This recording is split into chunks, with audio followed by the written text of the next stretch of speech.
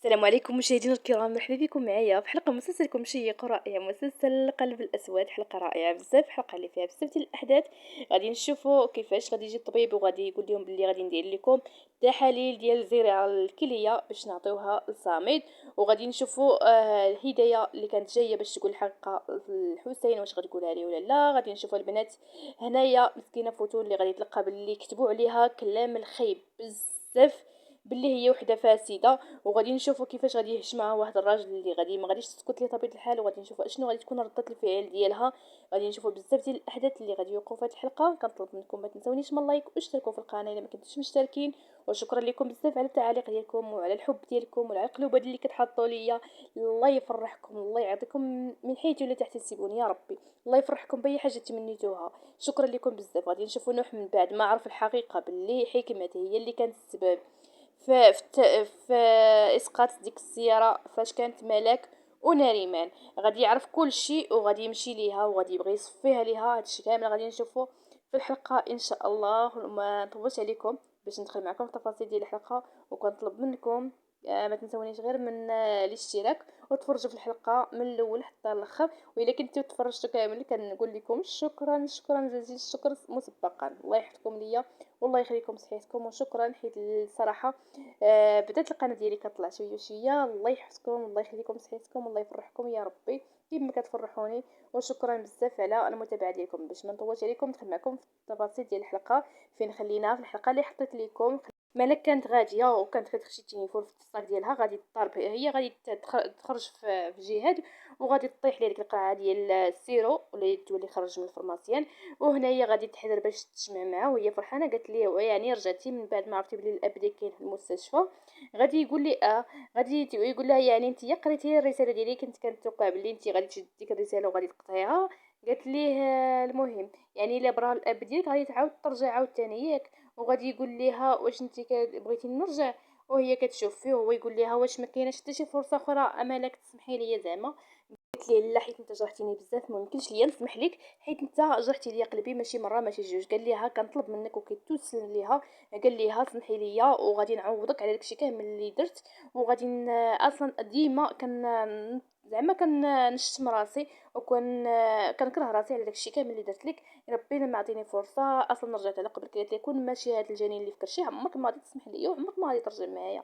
قال ليها لا، حيت انا كنبغيك بزاف وعمرني ما نسيتك وعمرني ما غادي ننساك، انت هي الروح ديالي وحياتي. المهم بدا كيتوسل ليها، بدا كيطلب منها وهو كيبكي، ولكن حتى هي كتبكي. قالت لي ما يمكنش، وكتغادا غادي يشد فيها. قال لي عافاك عطيني غير فرصه وحده، عمرني ما غادي نتخلى عليك وعمرني ما غادي نسمح فيك، حيت انت هي الروح ديالي. ولكن هنايا مالك طبيعه الحال ما عطاتوش فرصه. قالت لي اسمح لي ما يمكنش ليا. وغادي يبدا يتوسل ليها. قال ليها انا عمرني في حياتي ما قدرت زعما ننساك، واخا نمشي فين ما مشيت انت كتبقاي ديما في بالي وفي قلبي. وهنايا قالت لي للاسف لا ما غاديش نسمح لك، حيت انا عارفك علاش رجعتي. وهنايا طبيعه الحال بدا كيبكي مسكين. والله الا بقى فيا البنات هاد بالك صراحه عيقات بزاف. المهم بدا كيتوسل ليها كيقول لي عافاك الا ما سمحي لي مالك. ولكن هي ما بغاتش وغتمشي وغادي تخليه حيت كان التليفون ديالو كيصون. قالت ليه جاوب ياك ماشي شي خبر على الاب ديالك. وغادي تمشي وغادي تخليه كتقول يا ربي عاوني وساعدني يا ربي. غتشد في الكاش ديالها غتقول ليه ولدي هذا باباك اللي كان كيهضر معايا، ولكن ولدي كان واعدك غادي ما غتكون انت بخير. غادي تلفت وغادي تشوف فيه. وهنايا البنات كانت كتبكي مسكينه، بقات فيا واخا هكا حيت صراحه سمحات الجهاد، ولكن ما قدرتش تعطيه فرصه اخرى. فهمتوا؟ ما قدرتش تيق فيه حيت هو جرح بزاف وخذلها. داكشي علاش ما قدرتش تسمح ليه ولا تعطيه فرصه اخرى. المهم غادي توقف وبقات غير كتفكر. في المشهد اخر غادي يبينوا لينا باللي كاينين في المستشفى. اش كاين في المستشفى؟ غادي تجي هنايا حنان وحسين، بدات كتفرق عليه اماتي. هنايا غادي تقول لهم حنان هذا اتاي صراحه ما زوينش، ماشي بحال داك اتاي اللي كنديرو حنايا في سميتو. كان عليا غير نجيب معايا اتاي يكون خمرتو تما في الدار زعما ونجيبو هنايا ويجربو. هنايا غادي يجي حسين باش يعطيها كاس الحكمات. غادي يقول لها نضرب لك الكيسان باش ما تحرقيش. وغادي يضرب لها الكيسان وكان كيقيس في الكاس. فهمتي؟ الحكمات ما عجبهاش الحال. قالت لها اش هاد الشيء كتدير حسين برك برك. المهم ما عجبهاش الحال. وهنايا غادي يقول لها والله الا حنان حتى هنايا راه كاين اتاي زوين داكشي. المهم بدا كيهضر ليها قال لي حتى الماكله. وهنايا بدات حنان كتعطي الماكله لهذيك رانيا اللي ما عجبها الحال. قالت ليها صراحه كون غير جبت لكم الفطائر، قالت ليها شنو كيحسب لك، راه كاع المطاعم طيبين، كيسحاب لك انت اللي كطيبي، انا كاين المطعم وكاين كلشي، واش حنا محتاجين ليك؟ قالت ليها رانيا الله يهديك، قالت ليها رانيا. هنا اسعد غتقول لها رانيا، غادي يقول لها اسعد كيفاش رانيا؟ علاش ما تقوليش لاله رانيا، قولي لي لاله رانيا ولا انسه رانيا، وقولي سيد اسعد. وقال لي حتى انت، وهنا قال لي واخا شريك، قال لي واخا زعما سي اسعد. وهنا غادي يقول لك كيسحب لكم راسكم شي حاجه، كيسحب لكم باللي نتايا خونا ولا كيفاش. وهنا غادي يقول لي لا حاشا. المهم هنا يبدا كيعطيه، ما عرفش باللي هو الاخ ديالو الحقيقي والاخ ديالو الكبير. المهم البنات يغوت عليهم. هنايا غادي تجي هدايه اللي كانت كتقلب على حسين، غتبدا تقول لي حسين، بغات تقول لي الحقيقه ولكن غتلقى كلشي تمايا. غادي يقول لها لا هدايه، هنا شنو بغيتي، خاصك شي حاجه؟ غتقول لي لا ولدي صافي حيت شافت كلشي كاين تما، ما قدرتش تقول ليه بلي انت ولد صمد. وهنايا بدا كيقول لها عافاك الا كنتي بغيتي شي حاجه غير قولي لي ما تحشميش. وهنا غادي يقول لها سعاد جدتي واش جاك الزهايمر ولا كيفاش؟ قالت لي انت كنت تحشم. المهم في المشهد اخر البنات غادي نشوفوا باللي نريمان ونوح كانوا جايين في الطريق وبداو كيهضروا. قالت ليه شوف خاصك نوح تحكم في راسك، حيت قال ليها باللي انتي مقلقه باقي ما سمحتيش ليا. قالت لي انا قلت لك واحد المره راه سمحت لك، صافي قلت لك سمحت لك، انا نسيت داكشي ولكن انت ما بغيتيش تنسى داكشي كامل. قالت لي انا اصلا سمحت لك ولكن خصك نوح تهدن في راسك وخصك تهتم براسك، راه غادي دير شي حاجه. قال لها نريمان واش كيسحاب لك انا غادي ناديك ولا غادي ندير لك شي حاجه؟ قالت لي ماشي عليا انا، والله ماشي عليا انا، ولكن خايف لا دير على راسك شي حاجه. قال لي كيفاش نتوما كتفكروا، واش انا نقدر ندير شي حاجه؟ ما يمكنش لي ندير شي حاجه. قالت لي شوف انت كتعصب، خصك تهدن وتعطي فرصه لراسك وتنسى داكشي كامل اللي داز، صافي عطي فرصه ونسى داكشي، عيش الحقيقه. شوف انا كنت عايشه مع واحد جوج الناس اللي هو الاب ديالي اللي مربيني وهذيك الحكمات، ولكن كانوا عصبيين بزاف، وانا كنعرف انسان كيكون عصبي كيعيش معذب وكيعيش الناس اللي معاه معذبين. داكشي علاش انا وياك بغينا نعيشو مرتاحين ونعطيو لراسنا الخاطر ونفرحو ونشطو باش ما نعيشوش الاكتئاب والعصاب ونعذبوا في بعضياتنا. يعني هادشي ما بغيتوش نوح، على قبل مصلحتك عافاك. يقول لها كيسحاب لك انا غادي ندير لك شي حاجه ولا غادي ندير شي حاجه؟ مستحيل، حيت ما عندي حتى شي حد اخر من غيرك انتيا واختي.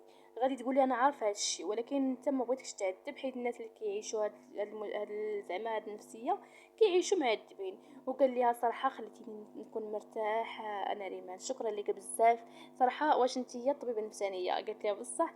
وقال لي والله الا خليتيني مرتاح. وبدا كيقول لها الشعر، غادي يقول لها عندك واحد الخاله يا زهرتي. المهم بدا كيقول لها هضره زوينه. قالت لي او اش هادشي؟ قال لها صراحه هاد الشعر راه قريته في واحد الكتاب شحال هادي وكنقول ليه ولكن انا دابا فرحان. وبدا كيدور عليها تمايا وغادي يمشي وغادي يعنق، غادي يبوسها من الخد ديالها وغادي يكونوا فرحانين بطبيعه الحال. وفي المشهد اخر غادي نشوفوا حسين اللي ممسوق حتى شي واحد واخا قال لي هذاك اسعد الهضره خايبه بزاف، وغادي يبدا ياكل ويشرب. وهنايا الهدايه بدات غير كتشوف فيه ناري مع هذيك رانيا اللي ما عجبهاش الحال، كتشوف فيه كيفاش كياكل. غادي يدخل عندهم الطبيب، غادي يقول لهم بغيت نهضر معكم في الهضره على قبل سيد صمد. غادي يقول ليه تسنى عافاك. غادي يقول ليه حسين خرج انت ومرتك. غادي يقول ليه الطبيب لا خلي حسين يوقف حيت بغيت كلشي يسمع داكشي اللي غنقول. هنايا حسين غادي يسمع، غادي يقول ليه سيد صمد راه خاصو الكلوه، حيت صراحه الكلوه اللي عنده راه ما خداماش. قال لي وخاصنا نديرو تحاليل العائله.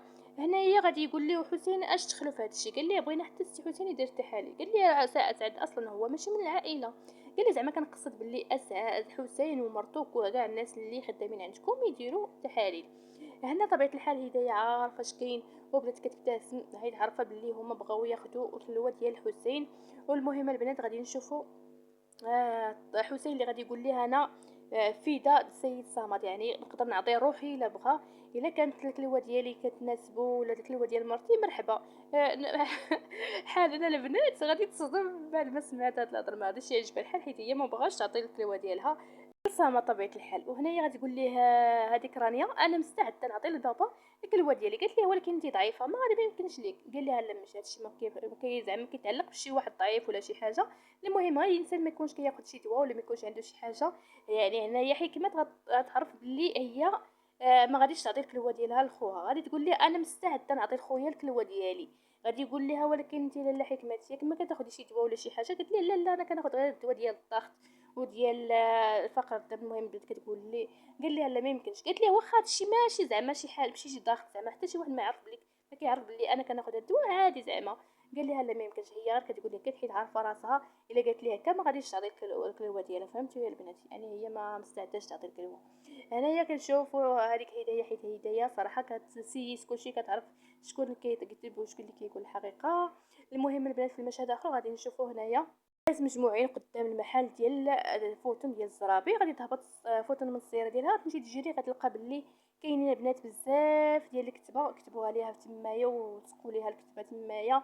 وبدات كتشوف باللي هي انسانه حقيره، انسانه فاسده، يعني كتخون راجلها وغادي تجمع عليها كلشي. بدات كتقول لك الخدامه يلا عاونوني باش نحيد هادشي، شكون اللي دار هادشي؟ غادي يدخل واحد الراجل واحد موصلها تمايا البنات، غادي يقولوا ليه، غيقول ليها هادشي كتستاهلي. صراحه عجبني الحال بزاف، حيت انتي انسانه حقيره اللي مجوجه بصامد ومازال كتخوني مع تحسين، يعني انتي فاسده. وبدا كيقولها ليها، قال لي حنا ما كنقبلوش بحال هذا النوع معنا في التجاره. فهمتوا؟ وبدا كيقول لها الهضره خايبه، قال لها انت وحده فاسده. ولكن هنا اش قالت لها اش كتقول انت؟ واش انت تسطيتي اخر مره تهضر معايا بهذه الطريقه؟ قال لها انت فاسده، وغتهز واحد العصا البنات غتعطيها الراس.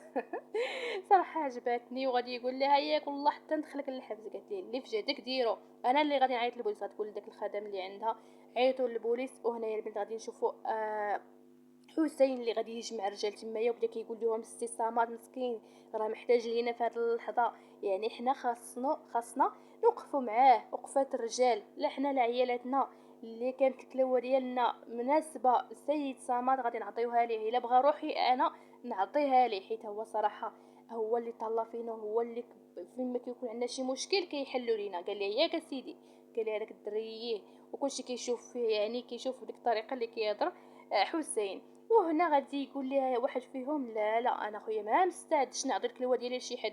الا عطيت الكلوه ديالي لشي حد واش اش غادي نستافد انا؟ قال لي بالعكس انت غادي تستافد فلوس وغادي يطلعوا فيك وغادي تولي لاباس عليك. قال لي شوف ملي غادي نعطي الكلوه ديالي غيجريو عليا من هنا وانا ما مستعدش. قال لي واش انت نسيتي باللي هاد الصحه وهاد الكتاف اللي ربينا بالرزق ديال السي صمد اللي كان كيوقف معانا؟ قال لي لا. قال لي واحده اخرى حتى انا ما مستعدش. وغادي يمشيو غادي يخليو كاملين حسين تمايا ومرتو من بعد، حيت كان حسين كيشرح ليهم قال لهم الله يهديكم ما تكونوش قليلين الاصل. غادي تمشي البنات عنده مرتو حاله تقول لي انت اش كتقول؟ كيفاش غادي نعطيه الكلوه ديالي؟ واش انت تسطيتي بصح نيت غادي نعطيه الكلوه ديالك؟ قال لي انا غير كنقول هكا باش نكبر في عينين ديال السي صمد وولادو. قالت لي واش نتوما كيسحاب لك هما عارفين ما عارفينش كنتي اش كتسوى؟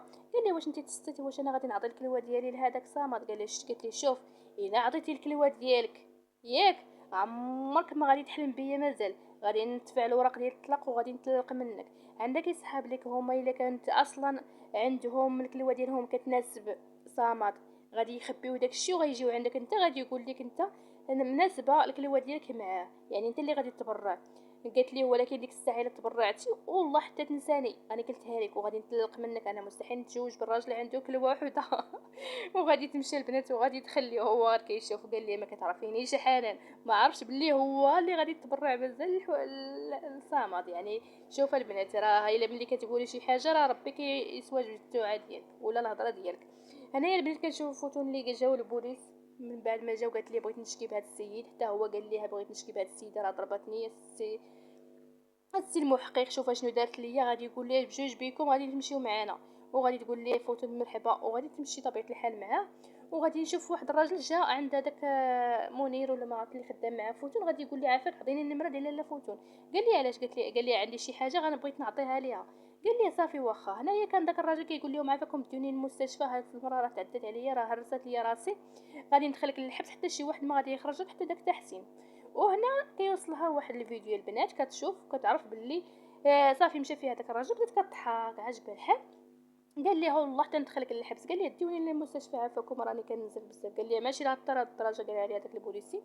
غادي نشوفوا البنات تحسين مع نوح اللي كانوا جايين داخلين لوطيل. غادي يقول لي تبارك الله شوف لوطيل عامر بزاف شنو وقع هنا. قال لي صراحه انا درت على الخدمه شويه وجمعت شي ناس اللي ما عندهمش العلاقه بهاد زعما هاد المدينه مع حتى شي واحد.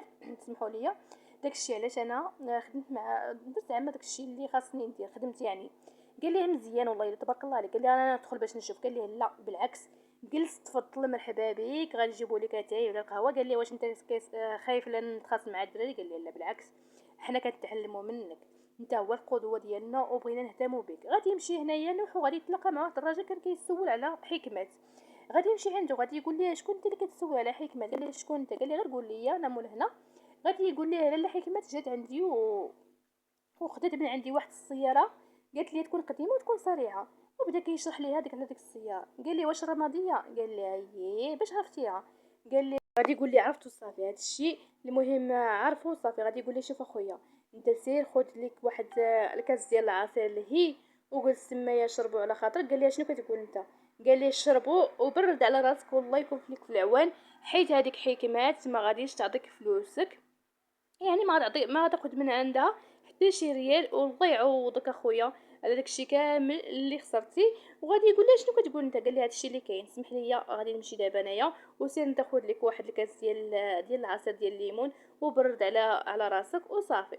وهنا غادي يمشي نوح وغادي نشوفوا البنات فوتون وهذاك الراجل وصلوا عند المحقق. غادي يقول لهم شنو كاين. غادي يبدا كيقول ليه بلي غادي نشكي بهاد السيده غنشكي بها حيت ضربتني على راسي. غتقولي السيد المحقق بلاتي عافاك نعطيك واحد الحاجه تشوفها.